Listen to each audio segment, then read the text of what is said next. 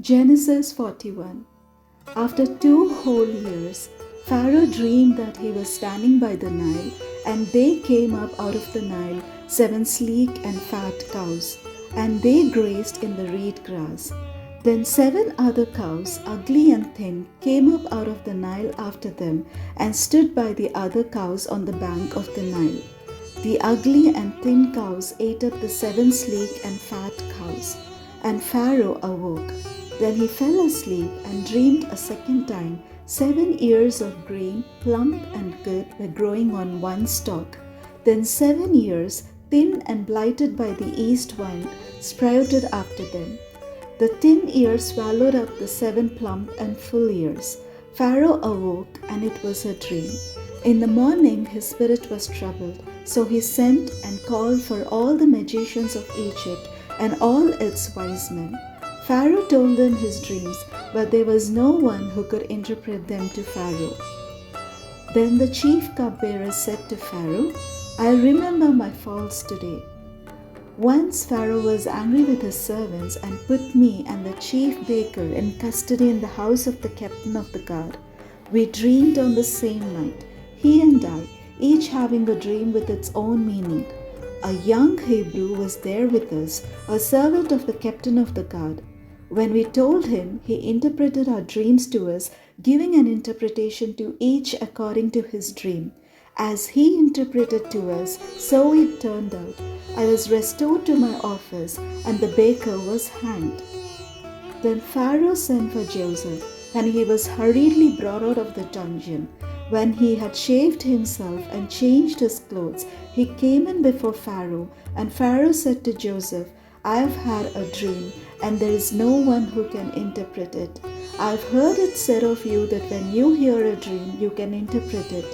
Joseph answered Pharaoh, "It is not I. God will give Pharaoh a favorable answer."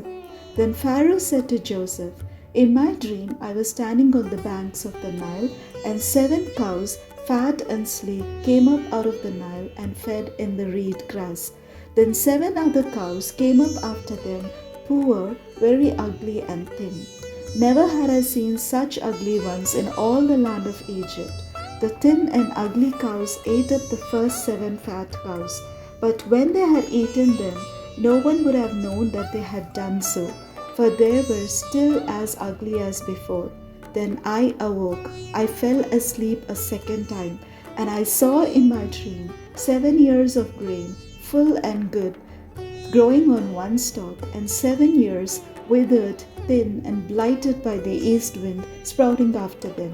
And the thin ears swallowed up the 7 good ears. But when I told it to the magicians, there was no one who could explain it to me." Then Joseph said to Pharaoh, "Pharaoh's dreams are one and the same. God has revealed to Pharaoh what he is about to do.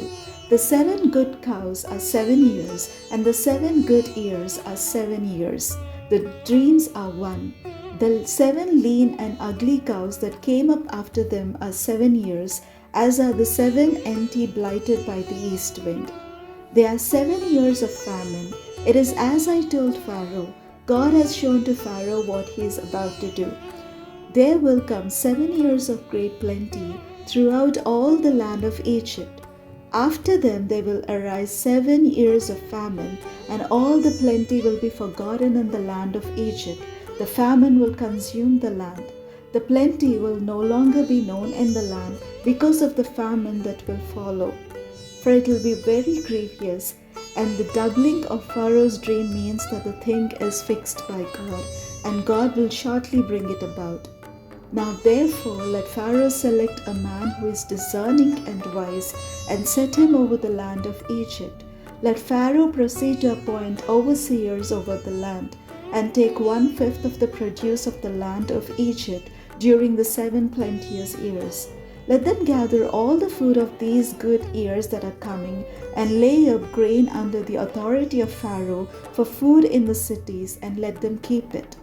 That food shall be a reserve for the land against the 7 years of famine that are to befall the land of Egypt, so that the land may not perish through the famine." The proposal pleased Pharaoh and all his servants. Pharaoh said to his servants, "Can we find anyone else like this, one in whom is the Spirit of God?" So Pharaoh said to Joseph, "Since God has shown you all this, there is no one so discerning and wise as you. You shall be over my house, and all my people shall order themselves as you command. Only with regard to the throne will I be greater than you." And Pharaoh said to Joseph, "See, I have set you over all the land of Egypt." Removing his signet ring from his hand, Pharaoh put it on Joseph's hand. He arrayed him in garments of fine linen and put a gold chain around his neck. He had him ride in the chariot of his second in command, and they cried out in front of him, "Bow the knee." Thus he set him over all the land of Egypt. Moreover, Pharaoh said to Joseph, "I am Pharaoh, and without your consent no one shall lift up hand or foot in all the land of Egypt." Pharaoh gave Joseph the name Zaphenath-Paneah, and he gave him Asenath, daughter of Potiphar, priest of On, as his wife. Thus Joseph gained authority over the land of Egypt. Joseph was 30 years old when he entered the service of Pharaoh, king of Egypt. And Joseph went out from the presence of Pharaoh and went through all the land of Egypt. During the 7 plenteous years, the earth produced abundantly. He gathered up all the food of the 7 years when there was plenty in the land of Egypt, and stored up food in the cities. He stored up in every city the food from the fields around it. So Joseph stored up grain in such abundance, like the sand of the sea, and he stopped measuring it. It was beyond measure. Before the years of famine came, Joseph had 2 sons whom Asenath, daughter of Potiphar, priest of On, bore to him. Joseph named the firstborn Manasseh, for he said, "God has made me forget all my hardship and all my father's house." The second he named Ephraim, "For God has made me fruitful in the land of my misfortunes." The 7 years of plenty that prevailed in the land of Egypt came to an end, and the 7 years of famine began to come, just as Joseph had said. There was famine in every country, but throughout the land of Egypt there was bread. When all the land of Egypt was famished, the people cried to Pharaoh for bread. Pharaoh said to all the Egyptians, "Go to Joseph. What he says to you do." And since the famine had spread over all the land, Joseph opened all the storehouses and sold to the Egyptians, for the famine was severe in the land of Egypt. Moreover, all the world came to Joseph in Egypt to buy grain, because the famine became severe throughout the world. Genesis 42. When Jacob learned that there was grain in Egypt, he said to his sons, "Why do you keep looking at one another? I have heard," he said, "that there is grain in Egypt. Go down and buy grain for us there, that we may live and not die." So 10 of Joseph's brothers went down to buy grain in Egypt. But Jacob did not send Joseph's brother Benjamin with his brothers, for he feared that harm might come to him. Thus the sons of Israel were among the other people who came to buy grain, for the famine had reached the land of Canaan. Now Joseph was governor over the land.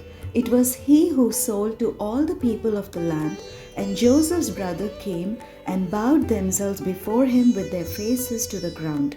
When Joseph saw his brothers, he recognized them, but he treated them like strangers and spoke harshly to them. "Where do you come from?" he said. They said, "From the land of Canaan to buy food."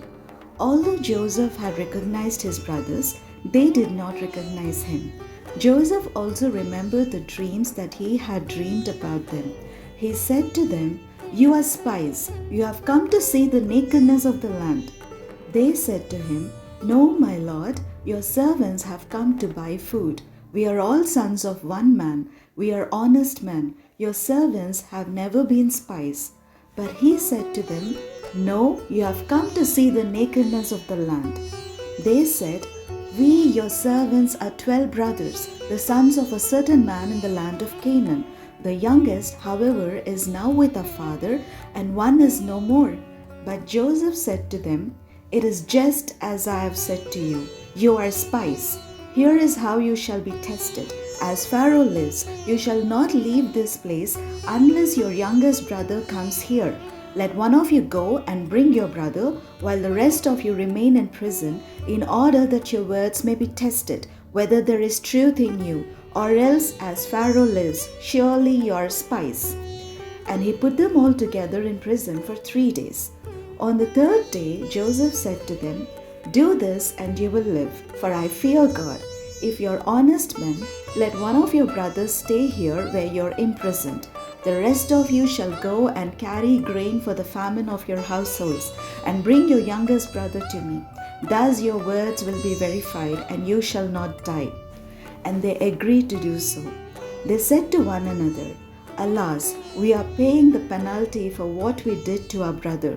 We saw his anguish when he pleaded with us, but we would not listen. That is why this anguish has come upon us." Then Reuben answered them, "Did I not tell you not to wrong the boy?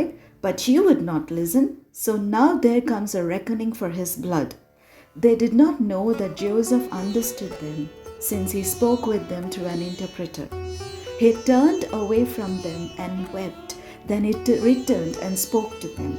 And he picked out Simeon and had him bound before their eyes. Joseph then gave orders to fill their bags with grain, to return every man's money to his sack, and to give them provisions for their journey. This was done for them. They loaded their donkeys with the grain and departed. When one of them opened his sack to give his donkey fodder at the lodging place, he saw his money at the top of the sack. He said to his brothers, "My money has been put back. Here it is in my sack." At this they lost heart and turned trembling to one another, saying, "What is this that God has done to us?" When they came to their father Jacob in the land of Canaan, they told him all that had happened to them, saying, "The man, the lord of the land, spoke harshly to us and charged us with spying on the land. But we said to him, 'We are honest men. We are not spies. We are 12 brothers, sons of our father. One is no more, and the youngest is now with our father in the land of Canaan.' Then the man, the lord of the land, said to us, 'By this I shall know that you are honest men. Leave one of your brothers with me, take grain for the famine of your households, and go your way. Bring your youngest brother to me, and I shall know that you are not spies but honest men. Then I will release your brother to you, and you may trade in the land.' As they were emptying their sacks, there in each one's sack was his bag of money. When they and their father saw their bundles of money, they were dismayed. And their father Jacob said to them, 'I am the one you have bereaved of children. Joseph is no more, and Simeon is no more, and now you would take Benjamin. All this has happened to me.' Then Reuben said to his father, 'You may kill my 2 sons if I do not bring him back to you. Put him in my hands, and I will bring him back to you.' But he said, 'My son shall not go down with you, for his brother is dead, and he alone is left. If harm should come to him on the journey that you are to make, you would bring down my gray hairs with sorrow to Sheol.'